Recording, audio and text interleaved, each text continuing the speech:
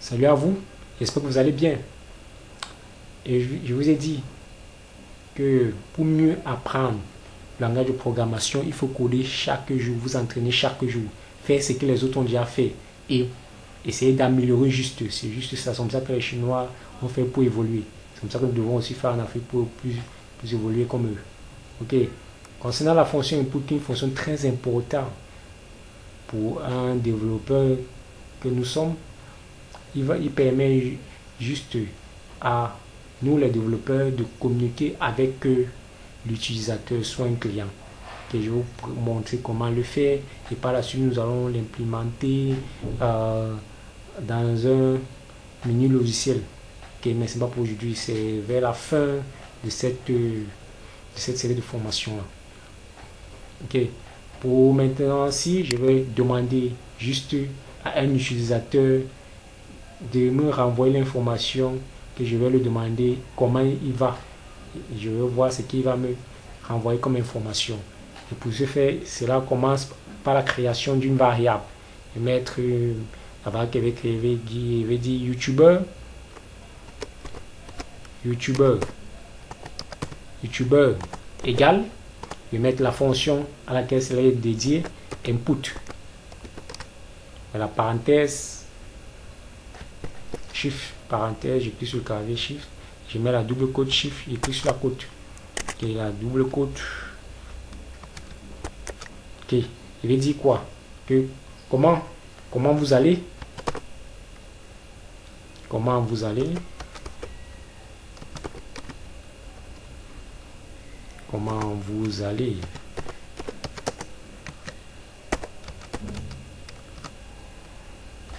Comment vous allez? Input, comment vous allez? Je demande à l'utilisateur comment il va. Okay. Maintenant, à la seconde ligne, une fois qu'il m'a envoyé cette information, comme il va demander son nom. Je vais écrire nom égal.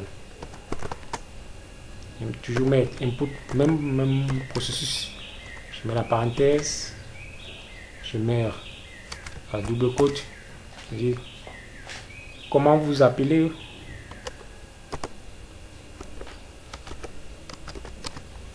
Comment vous appelez? Vous appelez, c'est un S apostrophe là. Comment vous appelez? Ok. Je mets, cherche. Il n'y a pas l'accent, bon. Mais limité là. Je mets le point d'interrogation là. Ok. Même ici, il faut mettre le point d'interrogation. Ok. Si je décale là. Maintenant, une fois que ça a été créé, je peux cliquer sur Run. Maintenant, vous voyez ce que la réponse que Python me renvoie, la phrase à laquelle j'ai saisi, la phrase qui est type test. Maintenant, la réponse de l'utilisateur ici, ça appartient à l'utilisateur. Je demande à l'utilisateur comment vous allez, qu'est-ce qu'il va me répondre, ça dépend de vous. Moi, je vais mettre bien. Bien. Une fois que vous avez saisi bien, vous cliquez sur Entrée. Ne venez pas cliquer sur Run. La réponse, l'utilisateur doit juste cliquer sur Entrée. Si vous cliquez sur Run, c'est que ça va faire bugger votre Python. Ok, cliquez juste sur Entrée. La réponse est bel et bien. Et comment il s'appelle, il va juste mettre son nom. Moi, je vais mettre mon nom. Je vais mettre là, soit certain Daddy là, et je vais cliquer sur Entrée. Ouais, voilà le nom. Vous voyez ici, ce n'est pas joli. Pour espacer ces deux, il suffit juste de venir mettre l'espace ici. Espace ici. Pour que le design soit un peu plus bon, vous cliquez sur Run. Bon, je vais donc mettre là bien. Et sur Entrée, vous voyez le design maintenant un peu bien là. Je vais mettre mon nom que j'ai écrit dernièrement, je clique sur Entrée. Entrée là, oh. Bon, le principe est déjà compris, il n'y a pas de problème. Ok. Maintenant, pour vérifier si bel et bien la valeur que j'ai entrée, si bien a été bel et bien affectée à la variable YouTuber, qu'est-ce qu'il doit dire? Je vais vérifier ces dernières en disant Python, affiche-moi ces dernières en cliquant sur bring. Bon, je vais dire écrire la fonction bring. On bring, entre parenthèses, je vais mettre YouTuber. une fois que j'ai saisi ceci, je peux maintenant cliquer sur Run. Ouais, bel et bien, cette valeur bien a été bel et bien affectée à la variable YouTuber. Okay. Ouais, ici, là, il n'y a pas le test comment vous allez. Vous pouvez vous récupérer les informations. Ces informations, c'est juste ça que vous avez besoin bien d'Andy et mon nom d'Andy. Ah bon, vous pouvez maintenant par la suite l'utiliser ailleurs, soit pour faire la concaténation, etc. Bon, voilà comment on récupère les données de l'utilisateur en utilisant la fonction input. Maintenant, je vais vous montrer comment récupérer ces informations pas sur 2 lignes, mais sur plusieurs lignes. Ok, sur une seule ligne plutôt.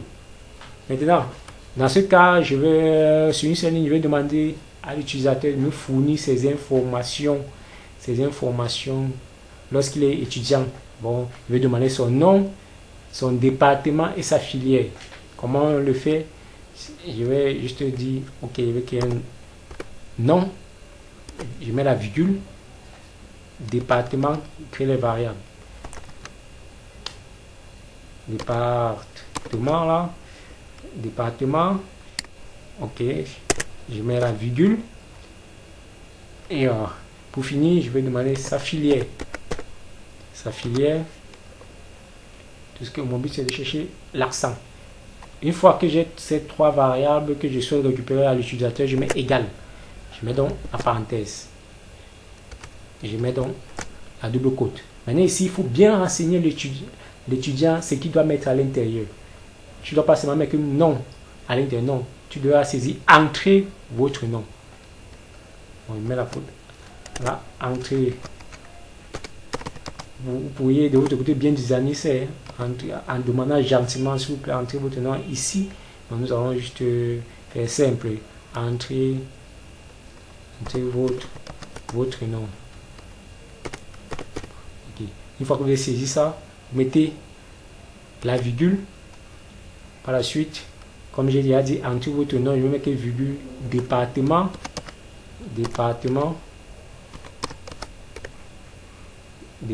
ok. Je continue et votre filière,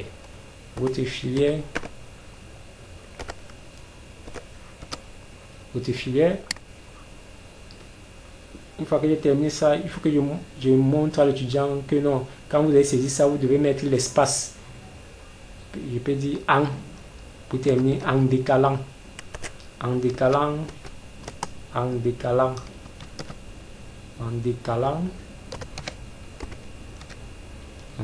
chaque, je peux dire en décalant chaque champ.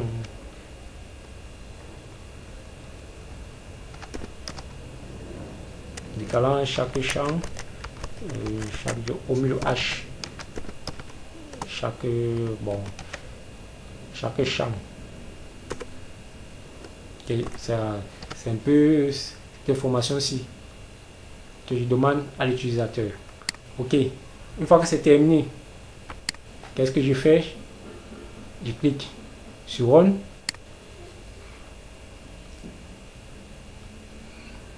Patiente que Python me renvoie cette information-ci. Il me dit erreur. Qu'est-ce que l'erreur vient d'où? À cause du fait que je n'ai pas introduit la fonction input. Ok. Bon, j'ai un peu omis au départ. Ok. On clique sur Run. Ok. Vous voyez, l'information est bel et bien arrivée.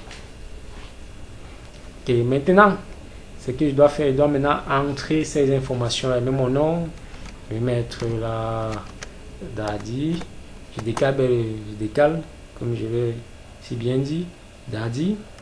Je mets ma filière c'est sciences, je décale, je termine ici, et plutôt mon département. Et je termine par ma filière pétrole. Une fois que j'ai terminé ça, je clique sur Entrée. Oh! Entrée, il y a une erreur toujours. Mais qu'est-ce qui se passe? Qu'est-ce qui se passe? Sur ce que j'ai écrit, c'est j'ai bien rempli les champs. Qu'est-ce qui se passe comme erreur là? Normalement, il ne doit pas avoir cette information-ci. Mais dit tout, many valeurs, tout, unpack, expect, tree. C'est-à-dire, vous voyez, il me renvoie l'information pour me dire que j'ai créé 3 variables, mais j'ai entré juste une seule valeur. Or, j'ai bel et bien mis l'espace. Ça veut dire qu'ici, l'erreur revient à ce que Python n'a pas pu attribuer chaque champ que vous avez saisi, nom, ton prénom, à chaque variable. Ok. Et pour que chaque champ soit attribué à chaque variable, quand vous allez faire le décalage, il faut introduire une nouvelle fonction et ce dernier va s'appeler split, qui veut dire juste décale. Ah bon, point split. Et vous mettez juste la parenthèse. Ok. Maintenant, une fois que c'est fait, je clique sur Run. Ouais, maintenant si je mets Dadi là, c'est mon nom Dadi, mon département, je vais dire ok, science, ma filière, je mets pétrole, bien décalé. Ok, maintenant je peux maintenant cliquer sur entrée. Vous voyez, il n'y a plus de message de il a bien décalé, il n'y a pas de souci. Maintenant, si je veux, je ne décale pas, parce que le design ici n'est pas très bien, c'est comme c'était le nom d'une personne. Je peux séparer ça par les virgules.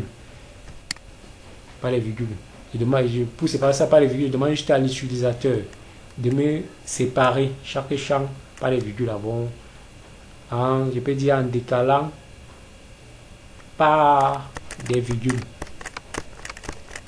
En décalant par des virgules. Bon, en séparant par des virgules. Pas des virgules.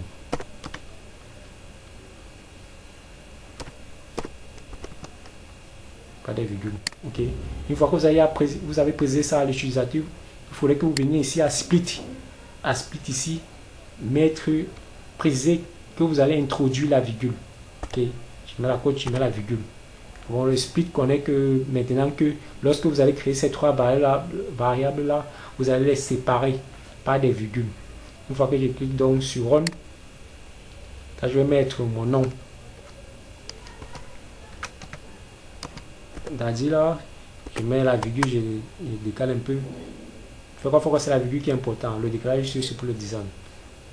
Et mon département, je mets science. Je mets la virgule. Et je mets pétrole. La filière. Ok. C'est bon si je clique sur entrée.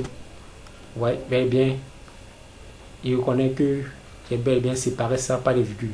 Maintenant, pour vérifier bel et bien si chaque champ que j'ai rempli a été attribué à chaque variable, qu'est-ce que j'ai dit? Je peux juste récupérer ce dernier. Je dis bring. Par exemple, je mets entre parenthèses filière. Je mets juste filière. Si je veux récupérer les données de filière juste pour aller l'utiliser peut-être dans mes différentes opérations que je souhaite faire. Je mets filière.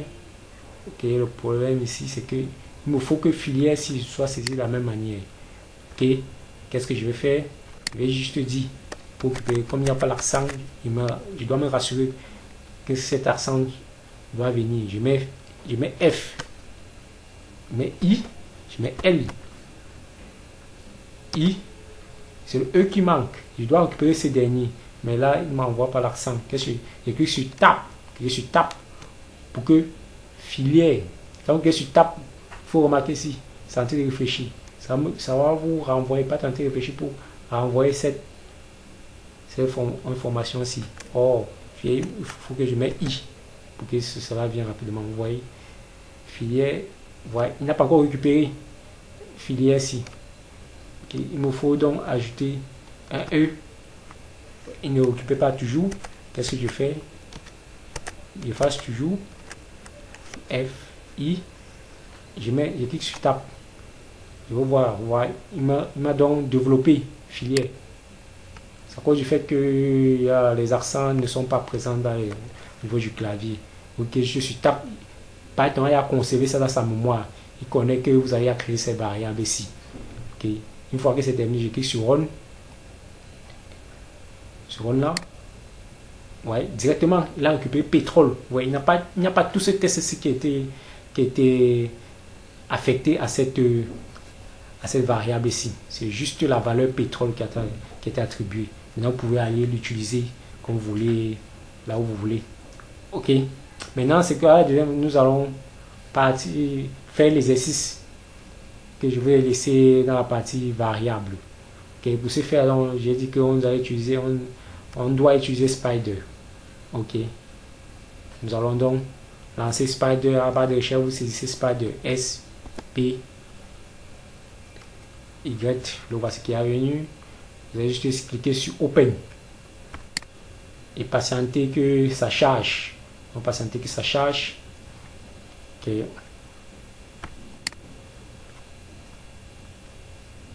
Ça peut prendre du temps ou patienter juste un peu une pause là pour attendre que ça charge. Une fois que Spider s'est ouvert, vous devriez avoir ce genre de fenêtre ici. Et je n'ai encore rien touché. Vous allez avoir le fichier .temp. Maintenant, et voilà la direction, là où c'est allé s'enregistrer. Mais nous allons changer ce fichier ici. Vous voyez ici, Spider, l'extension du fichier c'est .py. Nous allons enregistrer ça sur notre nom. Vous allez dans File, cliquez sur enregistrer sous. Nous allons le mettre ça à niveau 0. Ah bon, alors enregistrer ça là où nous avons créé le dossier niveau 0 dans document. Et on patiente que ce dernier ont chercher l'emplacement qui va nous renvoyer. Et ça arrive. Une fois que c'est arrivé, nous allons aller dans document. Document. Et nous allons chercher niveau 0. Le voici. Nous allons maintenant mettre notre fichier, le nom à ce fichier là. On va dire on va mettre calcul du de la densité de l'huile et de l'huile, densité de l'huile. Save. Ok. Une fois, vous verrez ici, temp c'est effacé et voilà bel et bien le nouveau nom qui est venu. Ok, maintenant nous allons effacer ce dernier. Ok, maintenant allons voir l'exercice en question. L'exercice en question, je l'ai copié en fichier texte, le voici, que je vous ai laissé précédemment. Donc nous allons le copier, cliquez sur copier là, et vous venez, je vais d'abord mettre l'exercice en question sur cette fenêtre ici. Ok, pour plus de design, comme ici il est le fond n'est pas bon, qu'est-ce que je vais faire? Je vais mettre les côtes là, une triple côte. Ok, je vais fermer cette côte. Je vais fermer.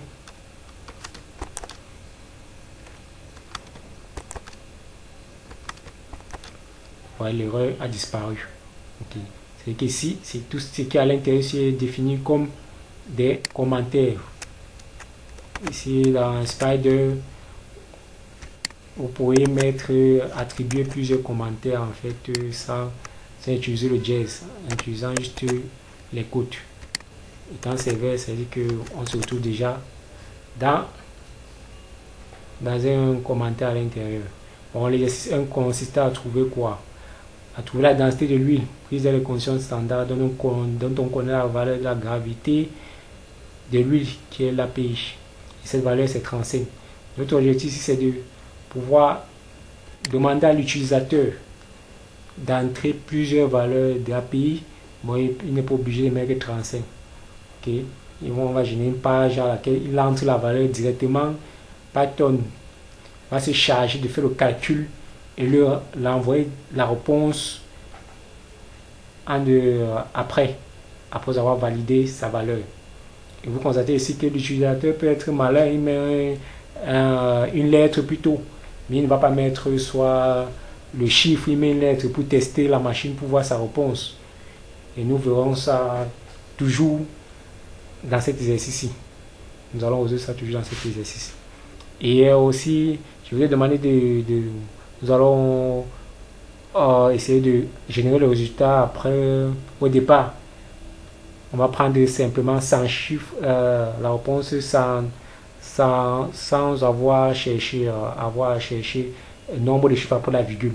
Après, nous allons dire que régénère-moi une restriction après les chiffres, après la virgule, peut-être 3 chiffres après la virgule ou 2 chiffres. Bon, ça dépend de vous.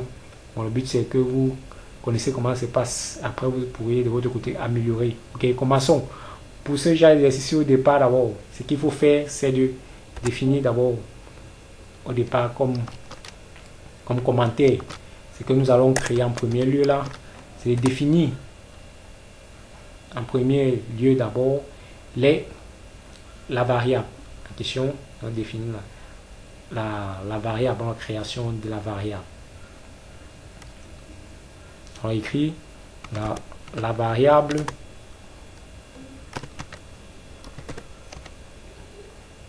c'est cette variable ici qui va permettre à l'utilisateur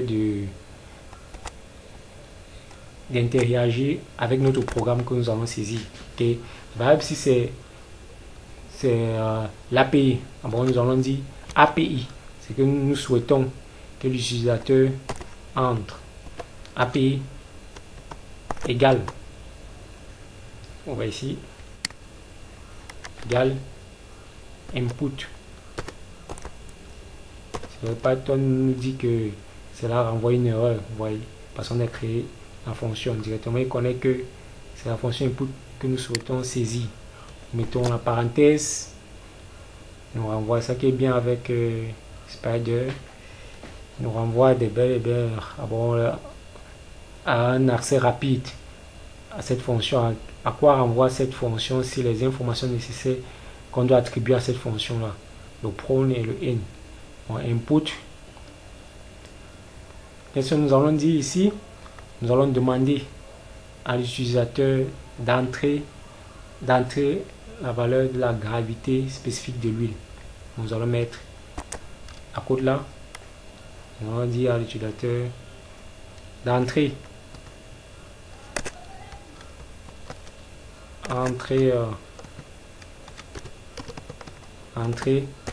la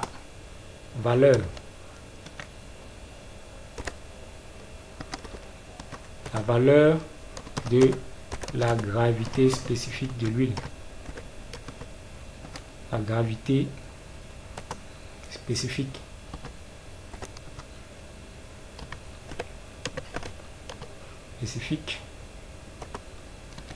de l'huile.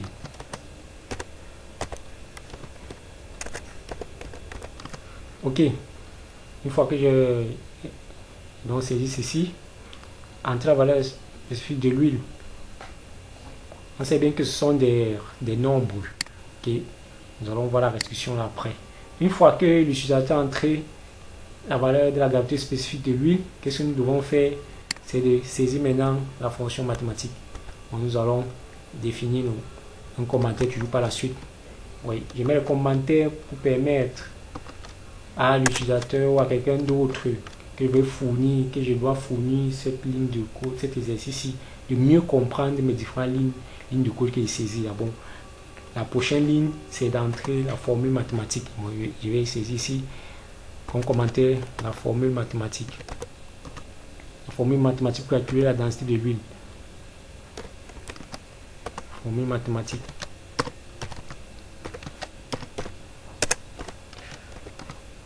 C'est la formule mathématique. Ok. Maintenant, une fois que je suis là, voilà la formule mathématique que j'ai saisie. Je vais juste regarder ici que ici c'est la densité de l'huile. Bon, je vais saisir D, indice O là, égale 141,5 divisé. Je vais mettre la parenthèse divisé par API. Bon, la variable que j'ai créée précédemment. Il faut vous rassurer que cette variable là doit être identique, le nombre doit être identique plus, okay, je me rassure, plus 131.5. Ok, voilà donc la formule mathématique que j'ai saisie. Maintenant, comme c'est terminé, j'ai écrit la formule mathématique. Qu'est-ce que je dois faire? Je dois donc afficher le résultat. Après, après avoir entré les données, il va affecter cette nouvelle variable ici à cette seconde variable qui est DO. Maintenant, il faut donc, qu'est-ce que cette variable va faire après? Il va donc faire quoi? Il doit donc m'afficher le résultat. Ok? Je vais faire un décalage et me commenter ici. Je vais mettre ici résultat. Résultat affiché après ça. Hein? Résultat. Ok. La fonction qui permet d'afficher le résultat, c'est bring. Moi, je vais dire bring. Je dois pas être de m'afficher ce dernier. Bring, je mets la parenthèse. Ok. Ouais, il m'envoie l'information. Bring. Okay, je mets la cote. Qu'est-ce qu'il dit? Bring. Là, il veut dire la densité de l'huile. La densité de l'huile. Densité de l'huile. Omis l'apostrophe, la densité de l'huile est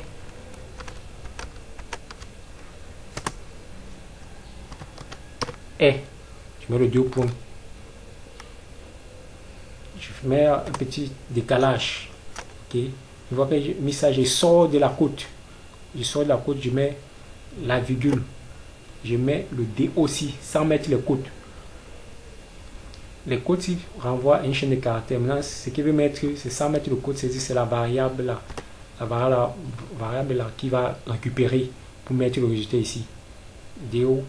Et si avec l'unité, comme la densité de l'huile n'a pas l'unité, je ne mets pas dans l'unité, je mets la virgule là. Et maintenant, je peux pousser plus loin concernant le coût. Je peux mettre la condition, mais ici, c'est on calcule la densité de l'huile lorsque la concentration de l'eau vaut 1. Je mets une seconde côte là, une double côte là. Fermé. Ici, c'est lorsque la concentration de l'eau, H2O, H2O là égale à 1. Et voilà donc ça. Voilà donc mon programme qui est terminé. Voilà tout ce qu'il fallait saisir pour cet exercice-ci. Maintenant, je vais donc appliquer pour voir le résultat. Comme je vous l'ai dit, voilà l'interface de l'utilisateur ici. Okay, je vais cliquer sur Run pour voir la réponse. Okay. Là, une fois que c'est terminé, je clique là. Voici là où l'exécution doit se passer. Je clique sur Run. Okay. Maintenant, l'exécuteur console, il m'envoie ce genre d'informations ici pour me dire comment ce dernier doit être exécuté. Exécuteur Run console. Ok, clique sur Run. Bon, laisse ça. La première élément, on voit le console qui était couché. Variable exécuteur general setting. Remove all variable. Non, je laisse tout et clique sur Run. Ok, et patiente. Et voilà la réponse qui m'a généré. Voilà ça, ici. Je suis ici. Et voilà la sortie. Je suis maintenant dans cette fenêtre ici. Il me dit, mais maintenant, voilà la partie de l'utilisateur. Entre la valeur de la gravité spécifique de l'huile. Il dit 35. L'utilisateur saisit 35. Dans la valeur 35. 35. Maintenant, il clique sur quoi? Sur Entrée. Directement, qu'est-ce qu'il dit? Canon all concaténation, no float string. Il y a un problème d'erreur. Pourquoi? Parce que quand nous avons généré le résultat, le 35 dans le calcul, Python ne connaît pas à quel type ce dernier renvoie. Ok, il me conseille que c'est seulement le type string qui était défini. Bon, ça veut dire que je dois préciser à Python ici que la valeur que je dois entrer doit être du type nombre en fait. Et ce type là, c'est le type des nombres float, des types float. les nombres réels, les nombres décimaux. Bon, ce flow contient les nombres réels ou décimaux, pas encore tous ces nombres-là. C'est ça que ici, je dois venir ici préciser, donc alors, préciser ici que la valeur à laquelle l'utilisateur doit entrer doit être automatiquement définie comme nombre. Je vais donc mettre là float, ok. Alors, mon float, ça F la majuscule, F L O A T, float. Je mets la parenthèse, ok. Il me faut donc fermer ces derniers là. Je ferme. Bon, j'ai défini donc alors que cette valeur là est type réel. Ok, une fois que c'est terminé, on recommence. Je clique sur Run. Je redescends sur ma partie console. Ok, maintenant si je mets 35, je clique sur Entrée.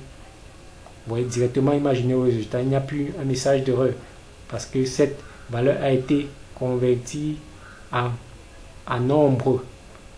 Et si je pars dans variable ici sur la partie de visualisation des variables, explorateur, je clique là sur variable, vous voyez DO c'est de 9, voilà le type, ce type est bel et bien flow, la taille, et voilà le résultat que cela a été généré par Spider.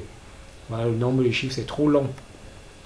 Ça veut dire que si l'utilisateur vient ici, là, il tente de mettre peut-être la lettre A sans mettre un chiffre directement Python. On va dire ici là que c'est une erreur.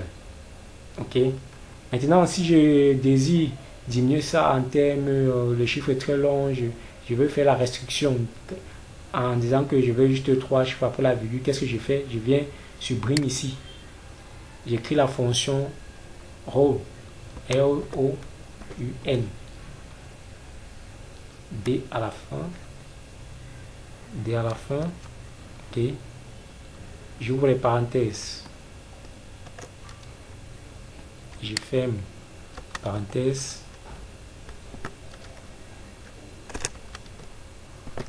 ok.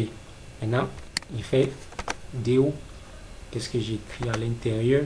Je mets la virgule et je mets peut-être un nombre de chiffres après la virgule. Je dis que ok, je vais juste 5 chiffres après la virgule. Okay. Maintenant que c'est terminé, je clique sur Run. Voyons voir patient. Maintenant, si je mets peut-être toujours le même nombre, 35, et clique sur Entrée. Voilà le résultat que cela a été généré dans ce lui. Voilà sa valeur. Et voilà, on a bel et bien 5 chiffres après la virgule, 0,884 955. Voilà donc la valeur de la densité de l'huile. 4 chiffres après la virgule.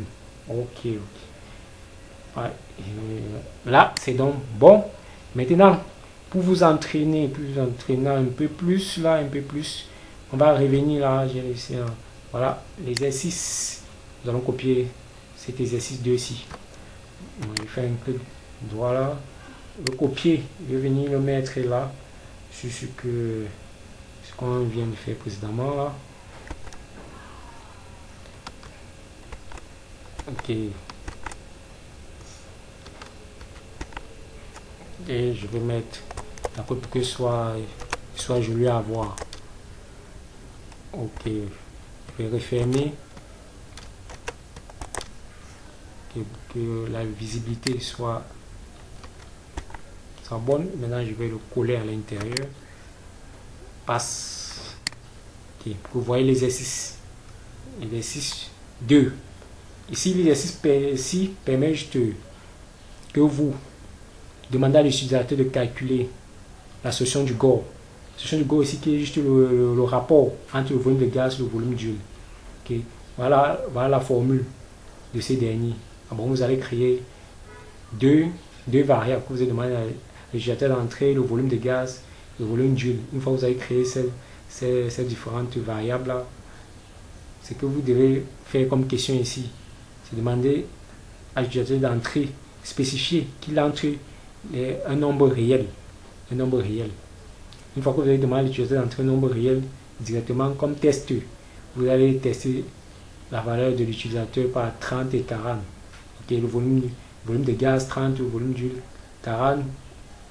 Et directement, ce dernier va générer un résultat. Dis-moi les commentaires, le résultat. Vous testez encore lorsque c'est 200 et 140. Dis-moi dans les commentaires le résultat de ce calcul. Et par la suite, vous demandez aussi qu'il affiche ce résultat après 3 chiffres après la virgule. Et je pense que cet exercice-là vous motivera à plus chercher. Maintenant, vous pouvez pousser vos recherches en fonction de vos différents exercices que vous avez eu à travailler en classe. Okay. Maintenant, si vous avez des difficultés, faites-moi part dans les commentaires. Ça me fera un très grand plaisir de vous aider. Okay, bon. Disons donc, bon, j'aimerais que vous likez, vous commentez, vous posez un petit pouce bleu là. Ça fera un grand plaisir à m'aider à pouvoir plus faire plus de vidéos et m'activer un peu plus. Ok. Bon, portez-vous bien et disons-nous à la prochaine.